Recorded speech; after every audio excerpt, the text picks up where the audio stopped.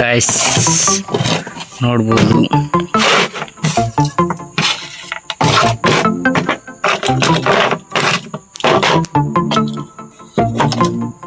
Switch board guys 2 hole ಮಾಡಿದ್ವಿ.